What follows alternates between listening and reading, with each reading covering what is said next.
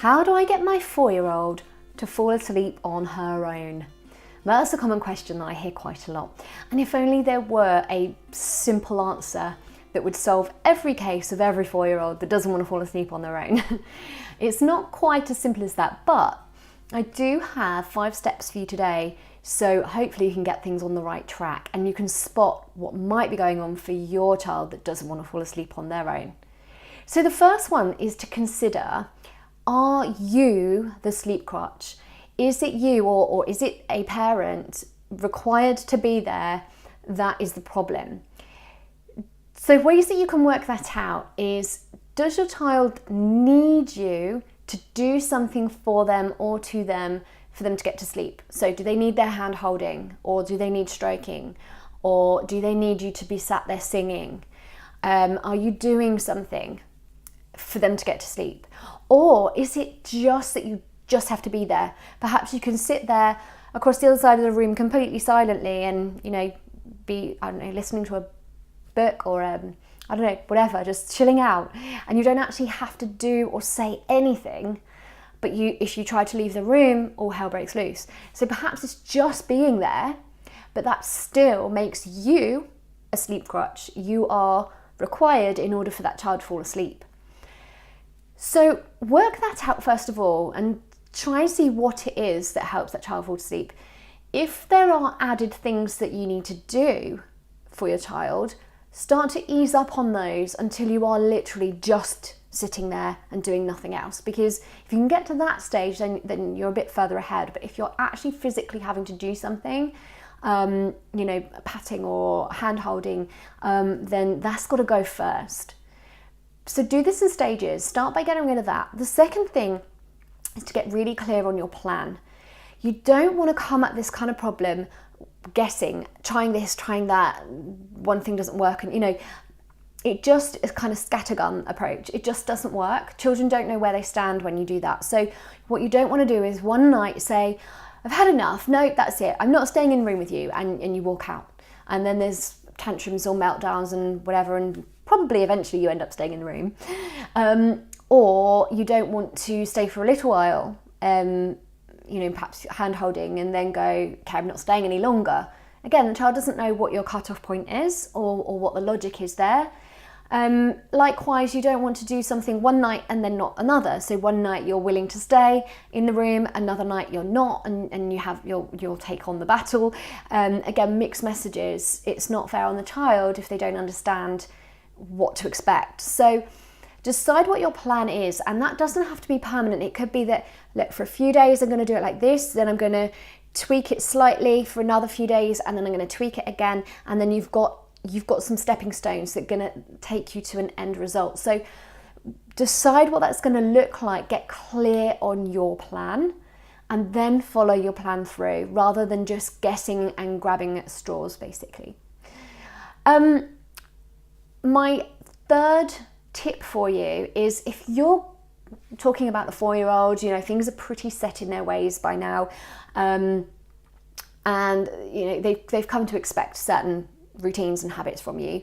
So to just suddenly change things might be a bit odd. So something you can do is to let them know, so you can have a conversation with a 4-year-old and let them know that, you can say you've spoken to me, or you've got my book or something like that. And you can say, I didn't realise this, but now I found out. I understand now what I need to do to help you. And so here's what I'm going to do, okay?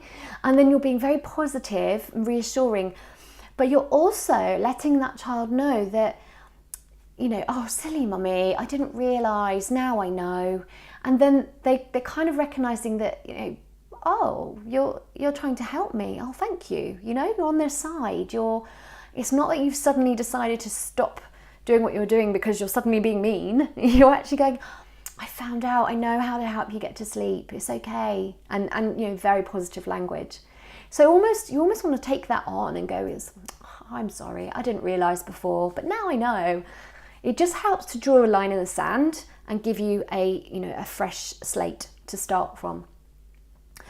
My fourth tip for you is really about that weaning process. It's with a 4-year-old even, you're going to have to wean them off the hand holding or the lullabying or whatever it is that you're required for. Because if you're needed to do that for them to settle at bedtime, the chances are you're going to be needed in some capacity as and when they have wake-ups in the night, which is going to happen at some stage. We all have wake-ups every night. You might be lucky, they might resettle them quite easily if they're a certain amount of tired. Those wake-ups might be very partial and they might just drift on off.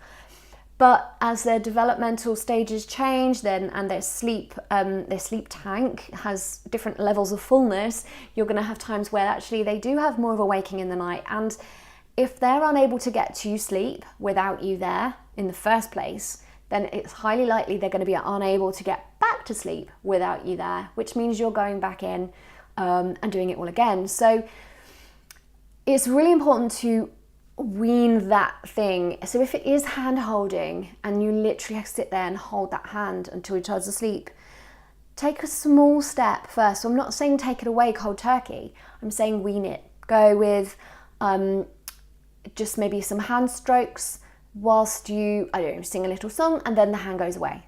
So they have an end point. If you sing a little song, there's an end point. When the song stops, the hand stops, but mummy stays here. Something like that.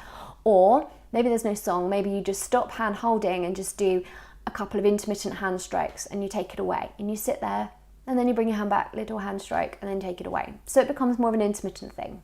There are nice size pauses between the hand touches. So you've gone from constant hold to intermittent touch. That's another step in the right direction. So you can see how with small steps you can gradually move away from something. So it's not a great big drastic change for the child, but you are progressing them bit by bit. And my fifth tip, and this is the most important thing, it always is to be consistent and stick to your plan, follow it through. It's not going to happen overnight. It's not likely to anyway, but it's so worth the wait. It's not going to take long either. I'm talking, days, maybe a couple of weeks at the most. But then your child's going to have a skill for life and they're going to be able to sleep more soundly, which is going to benefit their development, their well-being, your happiness as a family. So it's so worth doing and investing that time to see it through properly, and then you'll get the lasting results. So know what that plan is so that you can stick to it consistently and see it through.